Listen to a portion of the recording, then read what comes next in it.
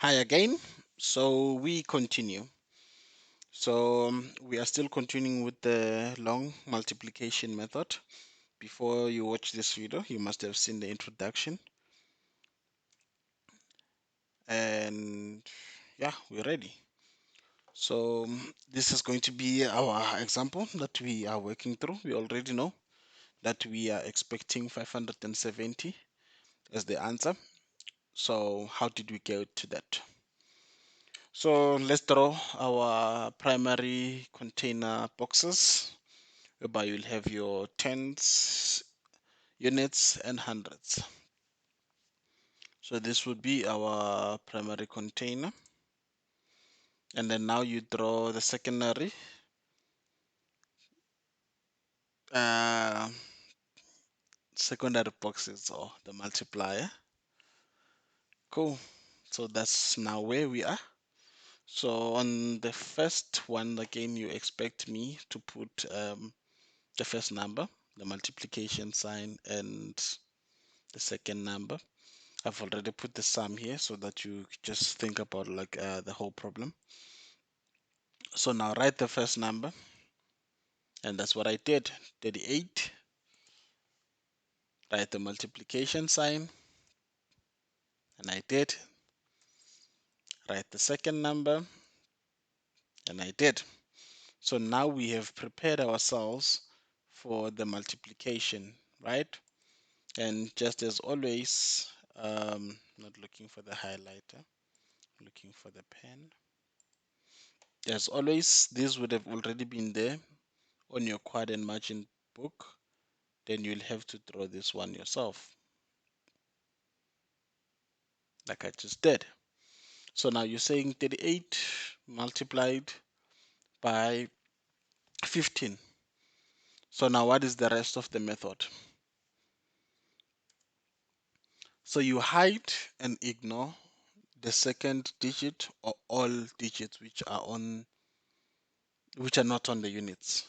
So for example, if I had any other numbers here, I will hide this, I will hide this, I will hide everything. So this applies to the second number and the second digits. So let me do exactly that. So I'm hiding it. So the more you're confident with this, you won't be using circles or your finger and anything. It's just that you'll remember how to do it sequentially. So with that being said, multiply the units and then record the carry on the tens. What do I mean by this? So I will say 8 multiplied by 5, right? So when I say 8 multiplied by 5, what do I get?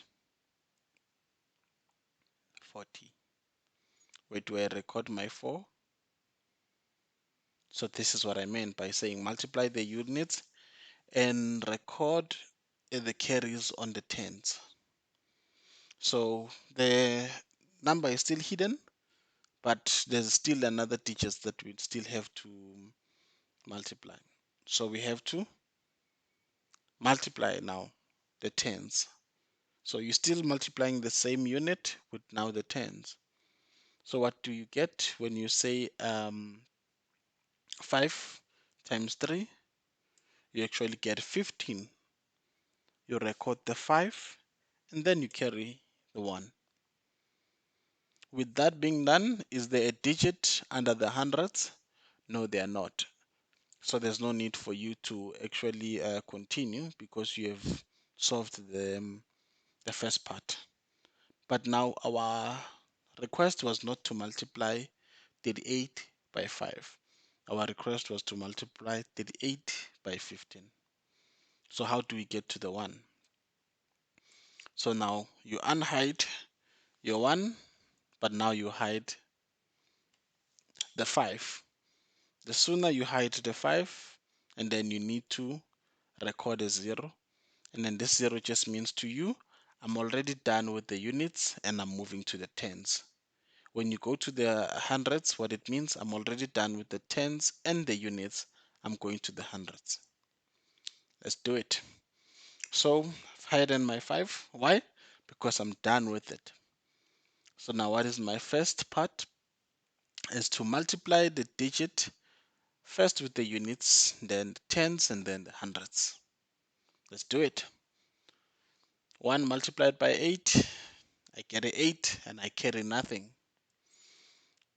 1 multiplied by 3, I get a 3 and I carry nothing.